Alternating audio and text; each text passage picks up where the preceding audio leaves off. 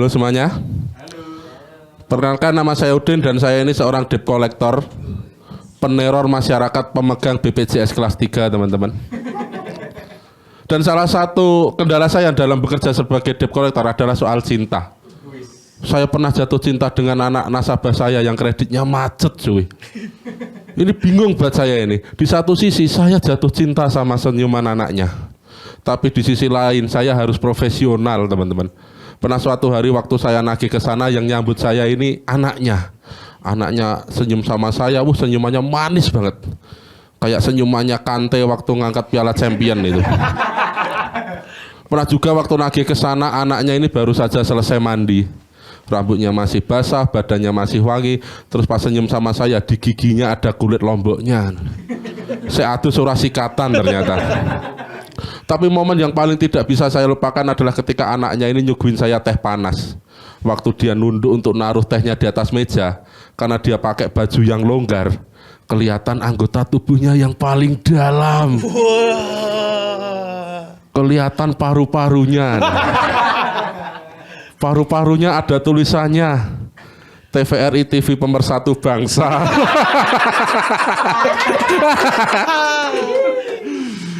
Dan saya itu sebetulnya nggak cocok sebagai debt collector, teman-teman, karena saya ini orangnya nggak tegaan. Nah, saya punya cara untuk mengakali rasa nggak tegaan saya. Jadi saya tiap nagih itu selalu ngajak teman. Nah, kita bagi tugas. Teman saya yang bagian berkomunikasi dengan nasabah, sedangkan tugas saya cuma diam dan memberikan tatapan yang intimidatif. Jadi seumpama yang ditagih teman-teman yang di rumah gitu. Kameranya yang mana ini? Yang tengah ini ya? Yang ini ya, oke. Jadi seumpama teman saya yang bagian ngomong, Mas, Mbak, ini udah bagian jatuh tempo loh. Ini kapan jenengan bayar angsurannya? Lalu tugasnya cuma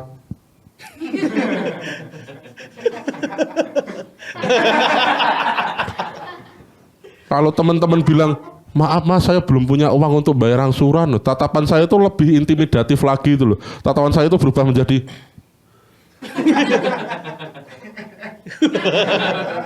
tapi sambil gereng-gereng gitu, nggak dengar soalnya sambil gereng-gereng. Tapi kalau teman-teman ini Mas, kembali untuk bayar angsurannya, uang untuk bayar angsurannya, sisanya buat beli rokok sama bensin ya.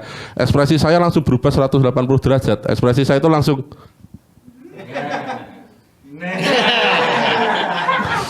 dan ini mumpung di TVRI, teman-teman, di TV Kebanggaan Jogja, saya akan membacakan list nasabah saya yang macet. Ini sudah saya siapkan mumpung di TV. Jadi kalau ada tetangga teman-teman ini tolong diingatkan ya kalau ada di list ini ya. Saya bacakan nama sama usahanya juga ya. Yang pertama ada Yanto Ketok Magic. Udah ini. Utangnya 20 jutaan. Dia utang 15 juta, jaminan BPKB, macet di bulan kelima. Dia utang karena anaknya cewek itu pengen dibelikan KLX nih. Uktril, ukti naik tril. Yang kedua ada Wanto Pelek. Ini utangnya sedikit juga, 30 juta.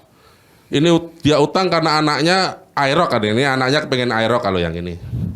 Yang terakhir ada Yadi Sembako. Utangnya agak banyak, 200 juta. Dia utang karena untuk biaya nyalek, tapi gagal. Terima kasih, saya Udin. Mantap sekali, Mas Udin.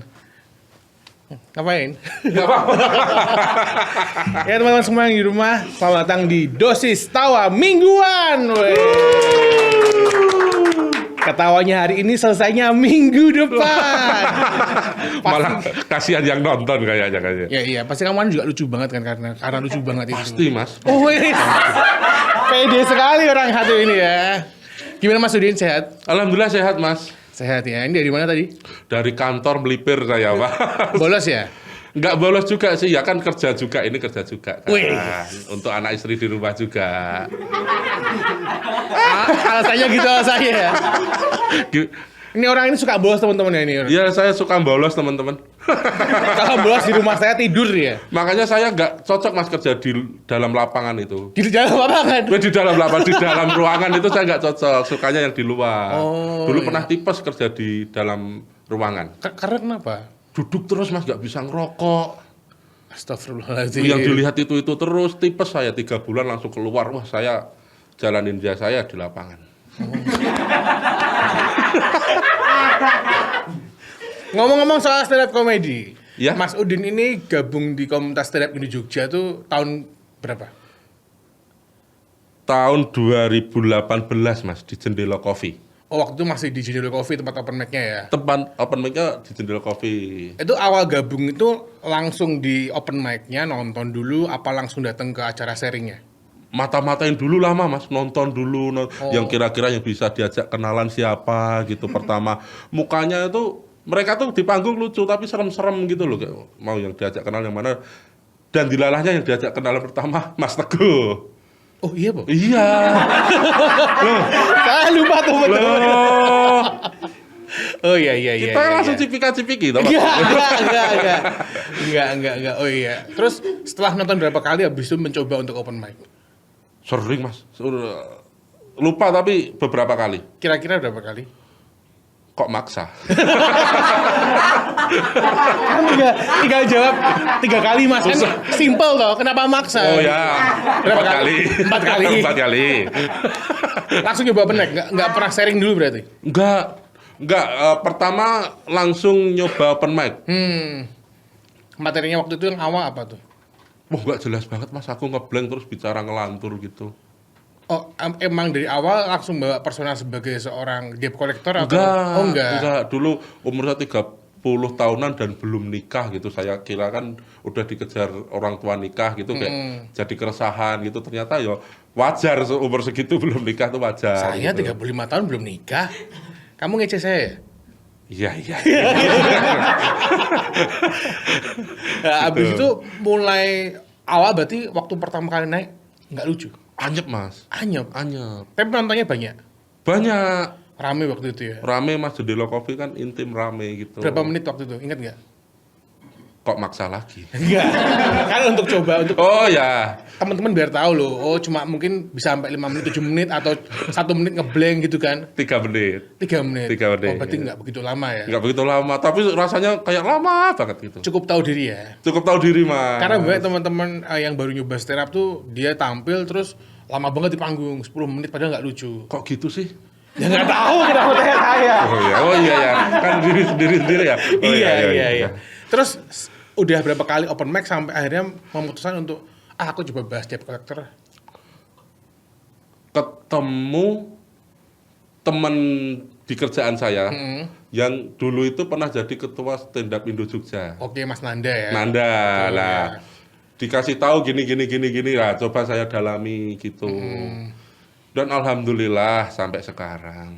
Jadi waktu awal pertama nulis apa tadi waktunya? Maksudnya apa? Alhamdulillah kan di atas. Oh iya. Pertama nyoba pakai persona debt collector langsung kena. Dapat tawa. Dapat tawa. Itu berapa bulan setelah gabung komunitas kira-kira? Maksudnya lamanya sampai kamu dapat momentum lucu tuh berapa lama? 2 bulanan apa ya Mas? Oh, 2 bulan. Tapi dulu sering karena kos saya di belakang Jendela. Oh, deket. Oh, jadi asal naik gitu. Sampai akhirnya 2 bulan udah lucu ya, dapat lucunya. Dapat tawanya sih, Dapat kalau tawanya. lucu belum. Oh gitu. Jadi termasuknya cukup cepat ya. Iya, Maksudnya 2 bulan tuh untuk dapat tawa cepat gitu loh. Karena banyak banget komik-komik yang mencoba di awal-awal karirnya itu bisa sampai 3 bulan atau bahkan ada yang bertahun-tahun baru lucu gitu. Ada yang kayak gitu ya. Banyak. Saya sendiri heran loh itu. Ada teman kita yang sampai 5 tahun nggak lucu-lucu. Ada. Makanya nggak kita ajak di sini ya. Itu stand up apa KPR itu? Terus materi itu kan ngomongin soal debt collector. Betul. Emang seperti itu Mas di kehidupan nyata nagih itu ketemu cewek gitu. Sebetulnya Mas, sebetulnya saya ini sebagai mantri mungkin nek basa Jawa itu. Jadi yang orang umum nggak tahu mantri itu apa. Oh ya, jadi Jelasin aja. yang Marketing. survei, yang memproses dan yang menagih juga. Jadi nggak murni yang menagih. Oh. Nah, kenapa debt collector itu malah sebetulnya dari teman-teman komunitas sendiri. Iya. MC kenalin debt collector, padahal saya nggak pernah membranding diri sebagai debt collector. Berarti debt collector personamu itu tidak seperti kerjaan kamu yang asli ya? Iya, ada nagihnya juga, Mas. Tapi kan debt collector sebenarnya kan yang itu udah pihak terakhir untuk ketika ada nasabah yang macet banget tuh. Cuman saya juga ada beban tagihan juga. Dan daripada survei itu lebih resah nagih, Mas. Oh iya. Survei itu orang itu baik banget, Mas. Oh, waktu survei itu Baik banget. nyuguhin teh. Nyuguhin teh, apa yang punya disuguhin. Mas ada sapi, tak sembelih dulu. Disei itu. Tapi Disei sapi. Waktu nagih langsung berubah. Misalnya gimana? Ada yang ngomong raduwe ya raduwe gitu. Wajar lah. Kalau nggak punya gitu. Nggak punya ya nggak. Terus ngomong iki riba, Mas. Ada. Padahal waktu awal dia tuh ngutang minta Mas tolong Mas ya. Buat usahanya nggak jadi, Pas terus ditagih, gabung riba gitu. Bawa agama ya. Ya, dulu kenapa pas pencairan enggak? Iya ya. Ini pesan moral sebetulnya. Terus tadi itu ngomongin soal nagih. Hah? Nama-namanya kita tahu lah, nama-nama itu bukan nama sebenarnya kan. Iya sih. Karena kan di setiap panggung beda-beda nama itu. Iya, Mas. Saya takut. Walaupun terinspirasi ada yang pinjamannya itu sebetulnya untuk kegiatan usaha tapi malah buat konsumtif gitu, buat beli kendaraan, buat matching gitu, ada beberapa. Padahal kan dia ngomongnya untuk mengembangkan usaha. Mengembangkan usaha, mau ngekspor apa gitulah, jerami apa-apa gitu. Tapi kenyataannya enggak gitu. Oke. Tapi kalau orang-orang yang nasabahmu itu yang kredit itu ada yang benar-benar macet gak sih? Ada ya, Mas? Ada. Oh, tetap ada. Yang hilang ada. Hilang, Mas. Tak kejar sampai Temanggung. ketemu. Enggak ketemu, palsu. Berkasnya palsu semua. Katanya nikah di Temanggung gitu, buku nikahnya saya kejar. Enggak ada. Yang kamu kejar buku nikahnya? Jalan buku nikahnya? Bukan. Gimana? Penghulunya. Enggak, jadi berkasnya palsu, Mas. Nah, nama dia itu dimasukkan di kakaknya orang lain. Jadi dicek kakaknya itu muncul. Kan kakaknya emang kakak asli. Tapi ketika saya datangi ke rumahnya, lah ikut anggota keluarga aku iki sapa iki gitu. Dia asal masukin gitu. Bisa ternyata, Mas. Saya juga heran. Tapi jangan terinspirasi ya teman-teman ya. Tapi orang ini enggak kenal. Enggak kenal banget. Berarti salahmu loh. Kamu kan yang survei, terus meng-ACC itu. Ya karena emang fana sih Mas dunia ini tuh. Gak ada yang salah. Kita kembali ke materi nih. Ke materi. Cara nulis materimu gimana? Apakah dari kebayang, ini lucu nih, punchline-nya dulu, atau mungkin dari keresahan dulu? Aku dari keresahan dulu, Mas. Keresahan dulu. Belakangan. Premis yang bagus tuh ya kayaknya bisa deh dijadiin gini-gini. Contoh premismu yang kamu suka pakai? Semuanya masterpiece sih. Sombong banget. Enggak, yang nagih yang anaknya cantik gitu tuh kisah nyata. Sering kamu pakai itu ya? Enggak, bukan maksudnya materinya. Iya, sering saya pakai. Iya, itu berarti itu awal-awal banget waktu nulis materi itu kan? Awal buat latihan itu, Mas. Masih latihan. Dan sampai sekarang masih dibawa dan masih kena ya? Iya, kayaknya iya sih. Iya. Nah, terus Udin ini kan dua kali dapat silver tiket suci.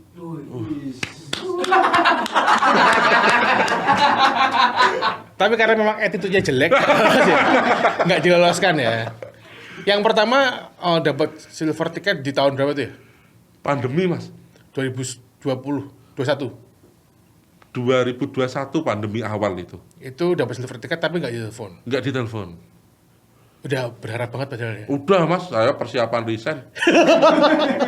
Udah mantep banget ya. Mantep banget. Aku akan berkesenian di Jakarta gitu. Iya, ini emang kayaknya emang jalanku gitu. Aku udah pamit sama mertua, sama orang tua.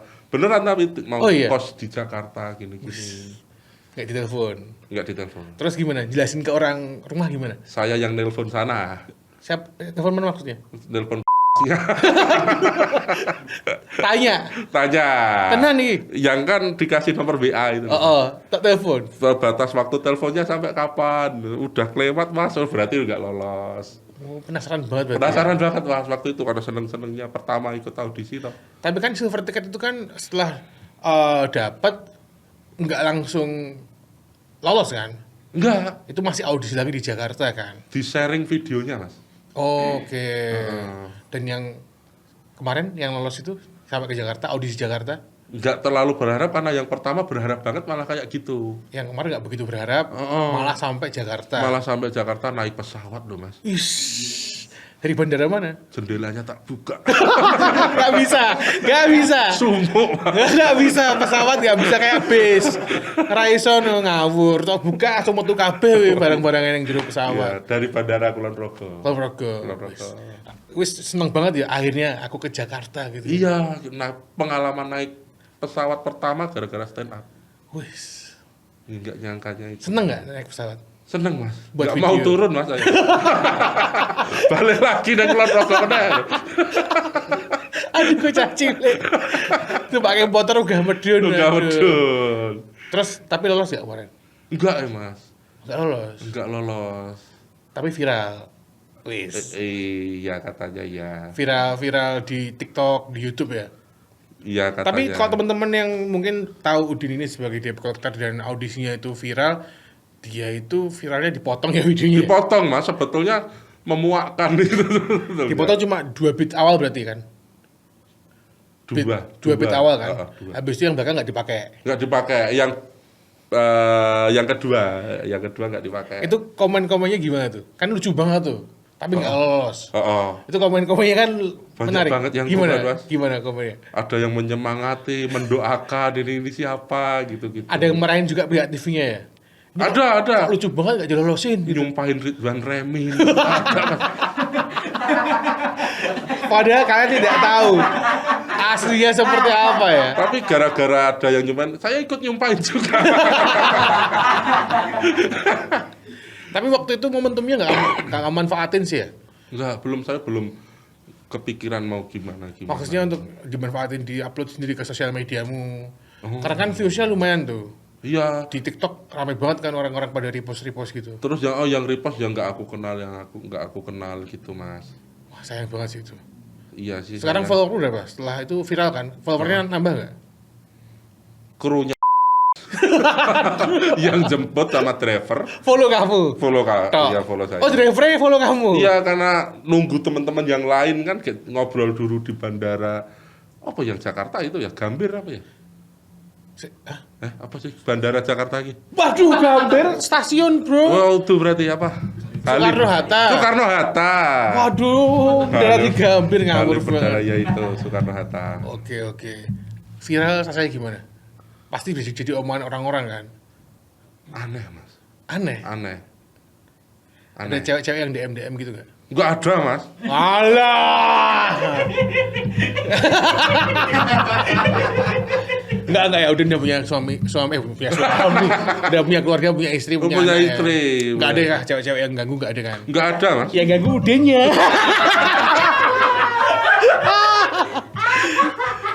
bilang gimana? Parah.